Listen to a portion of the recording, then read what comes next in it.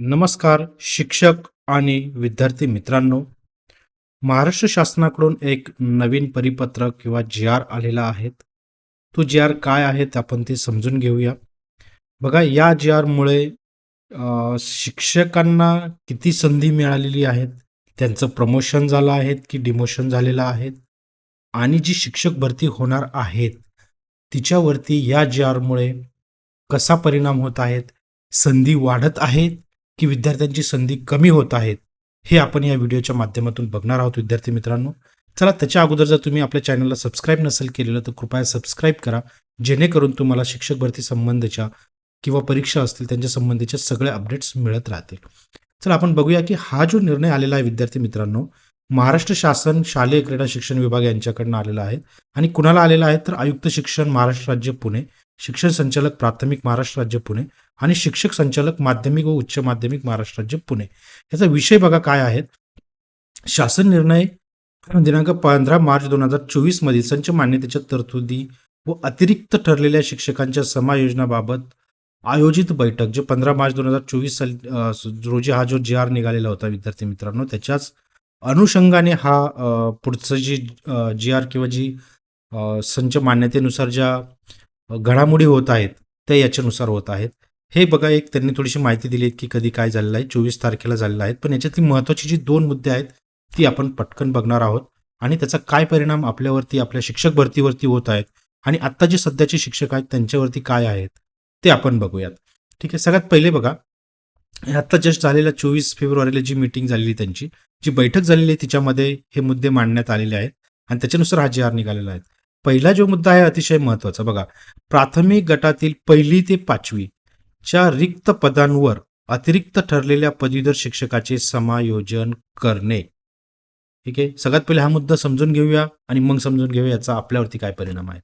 बघा, स्थानिक स्वराज्य संस्थांच्या, म्हणजे कुठल्या स्थानिक स्वराज्य संस्था, जे झेडपी असतील, नगरपालिका, पालिका असतील, सगळ्यांच्या प्राथमिक शाळांमधील 1ली ते 5वीच्या गटातील रिक्त रिक्त पदांवर त्याच जिल्ह्यातील अतिरिक्त ठरलेल्या 6वी ते 8वीच्या गटातील शिक्षकाचे शासन निर्णय 15/3/2024 मधील तरतुदीनुसार समायोजन करण्यात यावे. अशी कार्यवाही करताना शिक्षकांच्या मूळ पदावरील वेतनास संरक्षण राहील. 3 ते 4 गोष्टी अतिशय महत्वाच्या या पॉईंटमध्ये. बघा, सगळ्यात पहिलं काय आहे की आता समायोजन चालू आहेत. त्या समायोजनातून आपल्याला कळणार आहेत की किती जागा कुठल्या प्रवर्गासाठी किंवा कुठल्या गटासाठी किती जागा खाली आहेत. ठीक आहे. आता ते समायोजन चालू झालेलं आहे, समायोजनामध्ये या जागा मिळालेल्या असतील. आता 1ली ते 5वीचे जो गट आहेत तिथे रिक्त जागा म्हणतात बघा. 1ली ते 5वीच्या ज्या रिक्त जागा आहेत, म्हणजे आता काय करायचं आहे, हे जे रिक्त जागा आहेत ह्या त्यांना माहीत झालेल्या आहेत.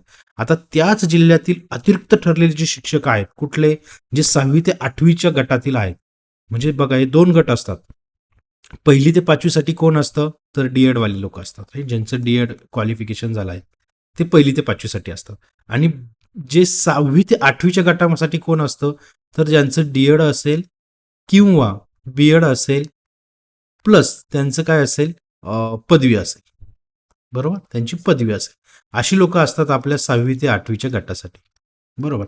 आता ह्या लोकांना जर अतिरिक्त झालेली असतील तर ते 1 ते 5 मध्ये त्यांना सामावून घ्या किंवा तिथं त्यांची बदली करा त्याच जिल्ह्यामध्ये, असं त्यांना इथे म्हणायचं आहे.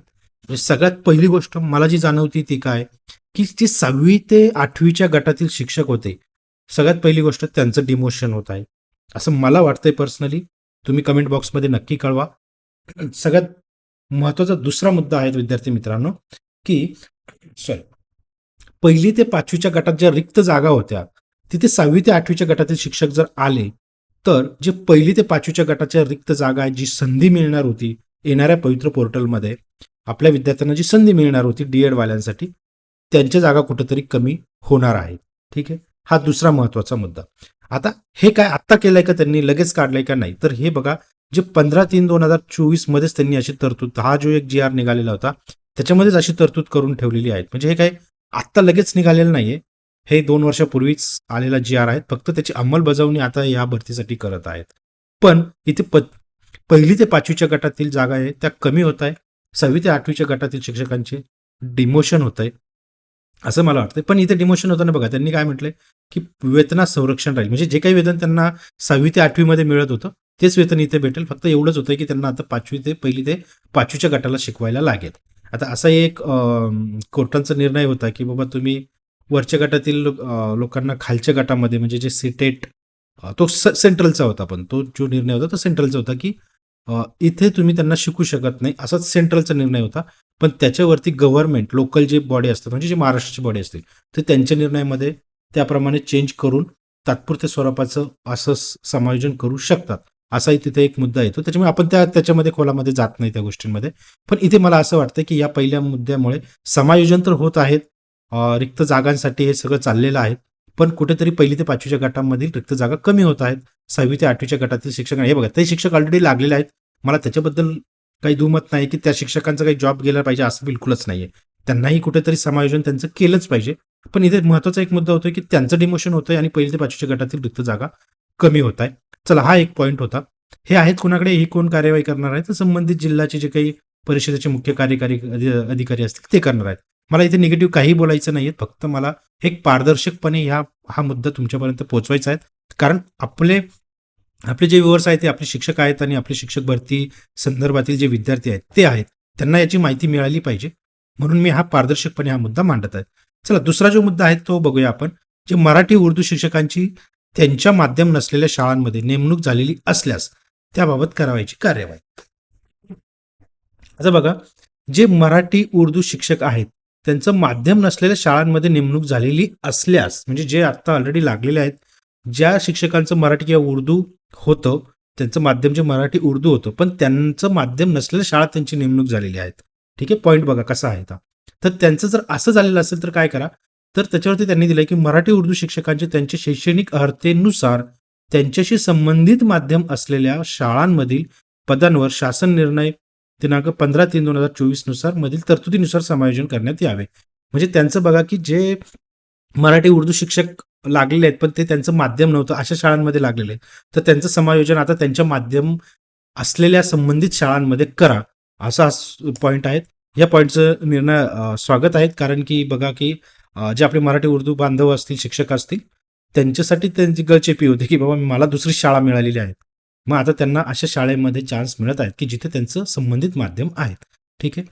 तिसरा पॉईंट आहे विद्यार्थी मित्रांनो की हा जरा चांगला पॉईंट आहे की बाबा इथं थोडीशी सवलत देण्यात आलेली आहे या पॉईंटमध्ये. बघा शासन निर्णय जो 15 मार्चला झालेला होता 2024 मध्ये इयत्ता 9वी-10वीच्या पटसंख्येतील सवलत देण्याबाबत शासन निर्णय जो काही 24 मध्ये झालेला होता मधील तरतुदीनुसार ज्या माध्यमिक शाळांमध्ये गट 9 व 10 करिता शिक्षक अनुदय होतात अशा शाळेपासून 0 ते 3 किलोमीटर परिसरात त्याच माध्यमाची जर दुसरी माध्यमिक शाळा असेल तर शासन निर्णयानुसार त्या तरतुदी कार्यवाही करावी म्हणजे तिथे समायोजन करावं. हे थोडी सूट देण्यात आली. पहिलं कसं होतं की बाबा जर तिथे तेवढे नसतील शिक्षक तर तिथून शिक्षक काढले जात होते. पण आता तिथं त्यांना एकत्रित करून 0 ते 3 किलोमीटरमध्ये दुसरी शाळा असेल तर त्यांना ग्राह्य धरा आणि तिथे शिक्षक द्या. तसंच दुसराही पॉईंट आहे. त्याचप्रमाणे म्हटलं की 3 ते 5 किलोमीटरमध्ये जर असेल आणि 9वी ते 10वीच्या गटाकरता जर 0 पदे मंजूर झालेले असतील म्हणजे तेवढे तिथं कॅन्डिडेट नसतील तर 3 ते 5 किलोमीटरमध्ये बघा की कुठली शाळा आहेत त्या शाळांची जर एकत्र करा त्या सगळ्यांना आणि त्यांची जर 40 एवढी पटसंख्या येत असेल तर 3 शिक्षक तिथं अनुदेय करण्यात यावेत. म्हणजे इथं थोडी सूट देण्यात आलेली आहे. डायरेक्ट त्या शाळांवरती किंवा शिक्षकांना तिथे अतिरिक्त असं ठरवलेले नाहीयेत. त्यांची पटसंख्या एकत्र करा एवढे किलोमीटर असतील तर आणि तिथे 3 शिक्षक अनुदेय करावे. असाच पुढचा एक पॉईंट आहे सब पॉईंट आहे त्याचा. तिथे काय म्हटलेलं आहे त्यांनी की जर 5 किलोमीटरमध्ये असतील त्या शाळा तर तिथे 9वी ते 10वीच्या जर 0 पदे मंजूर असतील आणि 5 किलोमीटरच्या जर शाळा असतील तर असं कन्सिडर करा तिथे पटसंख्या जर 30 झाली त्यांची एकत्रित करा सगळ्या वर्गांना त्यांची जर पटसंख्या 3 असेल तर तिथे 3 शिक्षक अनुदेय करण्यात यावेत. ठीक आहे. आणि चौथा पॉईंट असं म्हटलंय त्यांनी की वरील प्रमाणे म्हणजे जे वरचे 1 2 3 पॉईंट मी आता सांगितले कुठले हा एक पॉईंट होता त्याच्यानंतर हा एक आणि हा एक हे जे पॉईंट आहेत या पॉईंटमध्ये वरील प्रमाणे सन 2025-26च्या संच मान्यतेमधील उपरोक्त सवलत शैक्षणिक वर्ष 2026-27 मध्ये विद्यार्थी संख्या वाढविण्यासाठी प्रोत्साहन म्हणून केवळ एका वर्षासाठी देण्यात येत आहे. अतिशय महत्वाचं आहे. म्हणजे जे आता एकत्र 3 किलोमीटर 5 किलोमीटर मधल्या ज्या शाळा एकत्र केलेल्या आहेत आणि तिथं त्यांची पटसंख्या जी 30 किंवा 40 असेल त्याच्यानुसार जे 3 शिक्षक अनुदेय करण्यात आलेले आहेत ते केवळ एका वर्षासाठी आहेत. आणि ते एका वर्षासाठी विद्यार्थ्यांची संख्या वाढण्यासाठी तिथं प्रोत्साहन म्हणून एका वर्षासाठी असं केलेलं आहे. म्हणजे पुढच्या वर्षी जर तिथं विद्यार्थी संख्या नाही वाढली तर कदाचित परत त्यांचं समायोजन दुसरीकडे करण्यात येईल. ठीक आहे, असं ह्या पॉईंटचं म्हणणं आहे. त्या दृष्टीने प्रयत्न करणे आवश्यक आहे. उपरोक्त सवलत ही कार्यरत शिक्षकांसाठीच मर्यादित असेल. सदरहून पदे भरण्यास नवीन भरती करू नये. म्हणजे हे जे काही एका वर्षासाठी प्रोत्साहनपर करण्यात आलेलं आहे ते फक्त एका वर्षासाठी आहे आणि ते कुणासाठी आहेत, जे शिक्षक आत्ता लागलेले आहेत त्यांच्यासाठीच आहेत. ते अतिरिक्त होत आहेत. ते अतिरिक्त होऊ नये, त्यांचं समायोजन कुठेतरी करण्यात यावं म्हणून त्या शाळा एकत्र कराव्यात आणि ती पटसंख्या एकत्र करावी आणि त्याच्यानुसार शिक्षक देण्यात यावे. पण असं करताना जर तिथे 30 संख्या झाली आणि 3 शिक्षक द्यायचे आहेत पण तिथे आता नाही आहे तर तिथे नवीन पदे भरायची नाही. ठीक आहे, हा एक महत्वाचा मुद्दा आहे. तिथे जे शिक्षक ऑलरेडी लागलेले आहेत त्यांचं कुठून तरी एका ठिकाणाहून दुसऱ्या ठिकाणी शिक्षक आणावे, त्यांचं समायोजन करावं आणि ते 1 वर्षासाठी विद्यार्थी संख्या वाढवावी म्हणून हे सगळं करण्यात आलेलं आहे. तर हा जो तिसरा पॉईंट आहे कुठला, हा जो पॉईंट आहे तो अतिशय चांगला पॉईंट आहे, पॉझिटिव्ह पॉईंट आहे असं मला वाटतंय. दुसरा पॉईंट अतिशय महत्वाचा चांगला पॉईंट आहे. फक्त पहिल्या पॉईंटबद्दल थोडंसं असू शकतं की आता थोड्याशा जागा कमी जास्त होतील आणि थोडंसं डिमोशन झाल्यासारखं असं मला पर्सनली वाटतंय. मी निगेटिव्ह काही सांगत नाहीये, पण मला जे या जे मधून समजलेलं आहे आणि या जे बद्दल मला जे वाटत आहे ते मी विद्यार्थी मित्रांनो, शिक्षक मित्रांनो तुमच्या समोर ठेवण्याचा प्रयत्न केलेला आहे. विद्यार्थी मित्रांनो, कृपया चॅनलला सबस्क्राईब करा जेणेकरून तुम्हाला प्रत्येक घडामोडीची जी काही अपडेट असेल आपल्या शिक्षक भरतीबद्दलची किंवा एक्झाम बद्दलची ती तुम्हाला आपल्या चॅनल मार्फत मिळत राहील. धन्यवाद विद्यार्थी मित्रांनो आणि शिक्षक मित्रांनो.